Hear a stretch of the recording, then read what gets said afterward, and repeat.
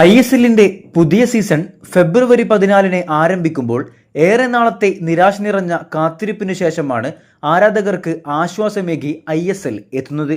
14 ആദ്യ മത്സരത്തിൽ ബ്ലാസ്റ്റേഴ്സും Mohan ബഗാനും ഏറ്റുമുട്ടുമ്പോൾ live telecast right സ്വന്തമാക്കിയ ഫാൻകോഡിലായിരിക്കും ഇത്തവണ മത്സരം കാണാനാവുക. നിലവിൽ സ്മാർട്ട് ഫോൺ, സ്മാർട്ട് TV തുടങ്ങിയവയിൽ മാത്രമാകും ഫാൻകോഡിൽ കളി കാണാനാവുക. നോർമൽ TVയിൽ ഏത് ചാനലായിരിക്കുമെന്ന് ഉറപ്പായിട്ടില്ല.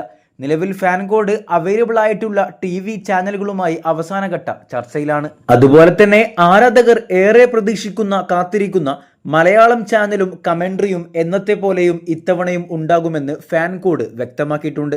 അതായത് ഇത്തവണ മലയാളം കമന്ററിയിൽ കളി കാണാനാകും. ഉടൻ തന്നെ ചാനൽ ഏതായിരിക്കുമെന്ന് അറിയാനാകും.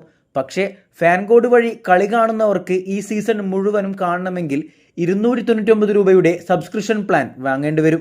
ഇനി ഒരു കളി മാത്രമാണ് കാണേണ്ടതുള്ളൂ എങ്കിൽ 9 രൂപയുടെ പ്ലാനും അവൈലബിൾ ആണ്.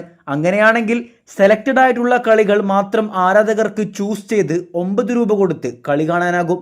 ഇന്റർനാഷണൽ ലൈവ് റൈറ്റ്സിന്റെ ചർച്ചകളും നിലവിൽ അവസാന ഘട്ടത്തിലാണ്. ഉടൻ തന്നെ അതും അറിയാനാകും. സോ എന്തായാലും ആരാധകർ ആഗ്രഹിച്ചതുപോലെ മലയാളം കമന്ററിയിൽ കളിയും ഇത്തവണ കാണാനാകും.